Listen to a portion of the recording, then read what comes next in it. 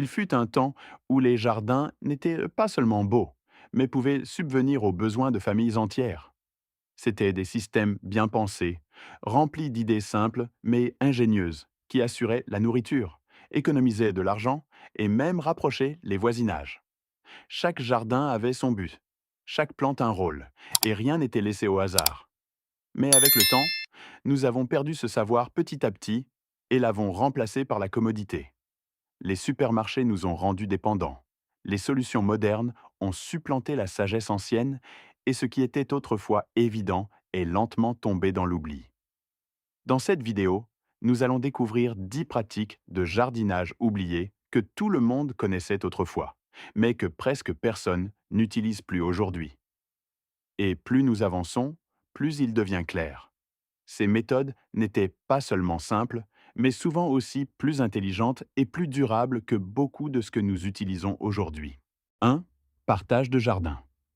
La partie la plus précieuse d'un jardin n'était autrefois pas ce que l'on récoltait, mais ce que l'on partageait.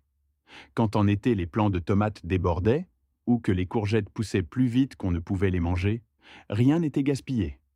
Les paniers étaient remplis et portés aux voisins, souvent accompagnés d'une brève conversation, d'un sourire ou d'un simple merci. Cette tradition était plus qu'une simple générosité.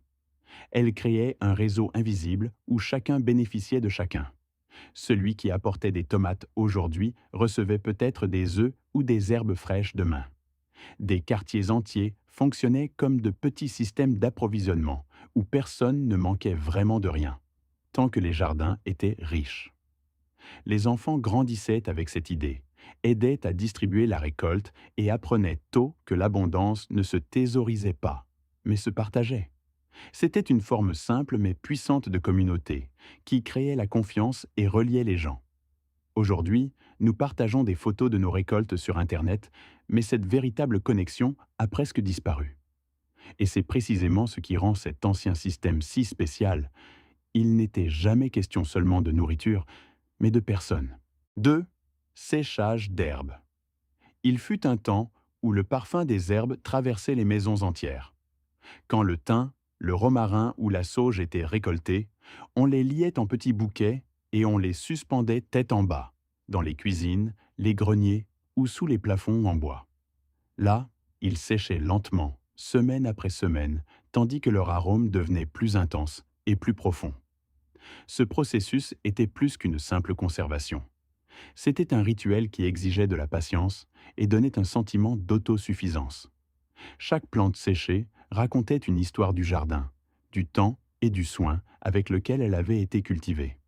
À la fin, les feuilles étaient délicatement détachées des tiges et conservées dans des bocaux, prêtes à transporter le goût de l'été dans les froids mois d'hiver. L'air était rempli de parfums naturels, et même les espaces simples semblaient vivants. C'était comme si le jardin emménageait dans la maison. Aujourd'hui, nous achetons des herbes dans de petits emballages, souvent sans parfum et sans lien avec leur origine. Ce faisant, nous avons oublié à quel point il est puissant et gratifiant de conserver sa propre nourriture. 3. Parterre de fraises. Autrefois, les parterres de fraises n'étaient pas une plantation unique, mais des systèmes vivants qui s'étendaient d'eux-mêmes chaque année. Grâce à leurs stolons, les plantes se propageaient naturellement, recouvrant peu à peu le sol et produisant de plus en plus de fruits, sans qu'il soit nécessaire de replanter constamment. Ces fraises n'étaient pas grandes et parfaites comme celles des supermarchés. Elles étaient plus petites, mais au goût plus intense, plus sucré, plus aromatique et pleine de vie. Chaque bouchée rappelait que la vraie qualité ne vient pas du transport et du stockage, mais directement de la terre. Les enfants sortaient tôt le matin, cueillaient les fruits mûrs directement du parterre et faisaient de la récolte une partie de leur quotidien.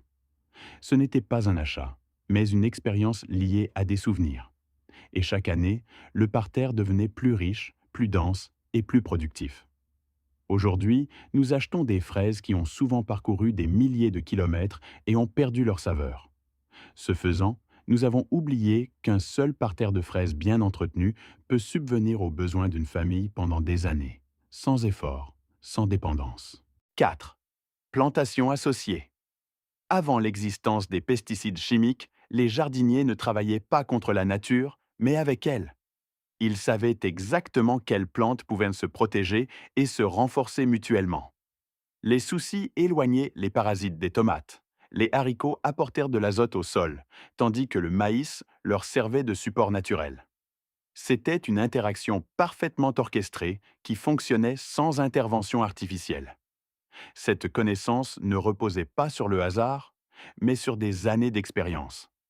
Certaines plantes étaient combinées spécifiquement pour détourner les parasites ou attirer les insectes utiles. Ainsi, un équilibre naturel était créé, où le jardin se régulait lui-même. Au lieu de combattre les problèmes, ils étaient prévenus dès le départ. Le résultat était un jardin sain et résistant, qui se passait de produits chimiques tout en produisant des rendements élevés. Aujourd'hui, beaucoup se tournent immédiatement vers les sprays et les solutions artificielles, sans savoir qu'il existe une méthode beaucoup plus simple et durable. Nous avons oublié que la nature fournit déjà tout, il suffit de comprendre comment la combiner correctement. 5. Cave à légumes.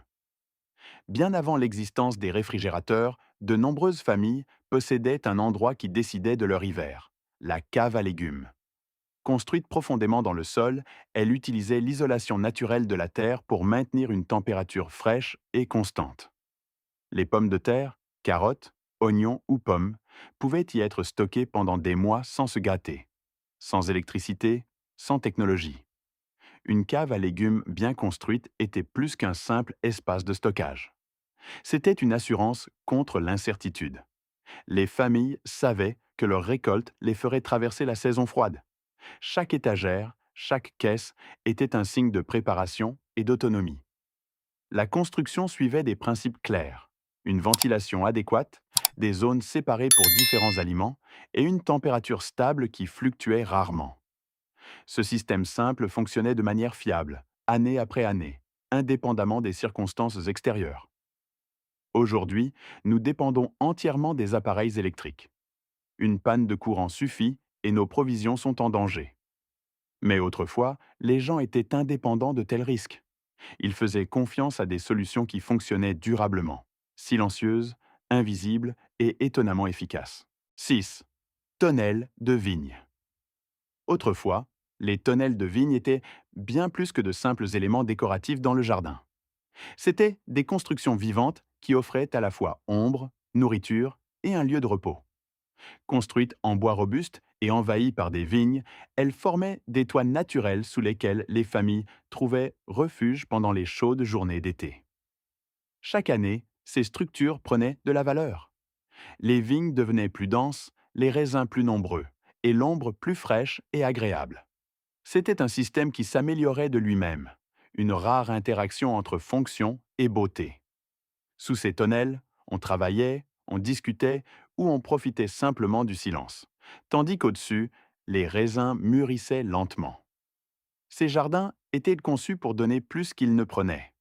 Ils rafraîchissaient l'environnement naturellement et fournissaient en même temps des fruits frais, année après année. Aujourd'hui, nous les remplaçons par des structures artificielles qui ne poussent ni ne produisent rien. Ce faisant, nous avons oublié à quel point il est précieux qu'un jardin non seulement soit beau, mais contribue activement à la vie. 7. Châssis froide, allemand. À première vue, ils semblent insignifiants, presque trop simples pour être vraiment efficaces.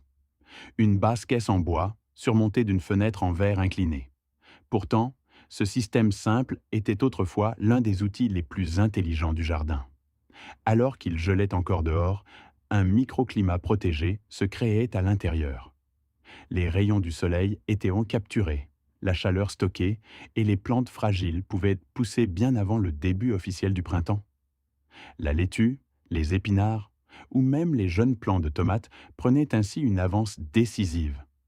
Le génie de cela n'était pas seulement l'effet, mais aussi la simplicité. Vieilles fenêtres, un peu de bois, un peu d'habileté manuelle, il n'en fallait pas plus. Presque chaque famille pouvait construire sa propre petite serre, sans dépenser beaucoup d'argent. Aujourd'hui, nous misons sur des solutions coûteuses et une technologie moderne, mais elles n'atteignent souvent pas la même efficacité que cette construction simple. Nous avons oublié que parfois, les idées les plus simples sont les plus efficaces. 8. Parterre d'asperges.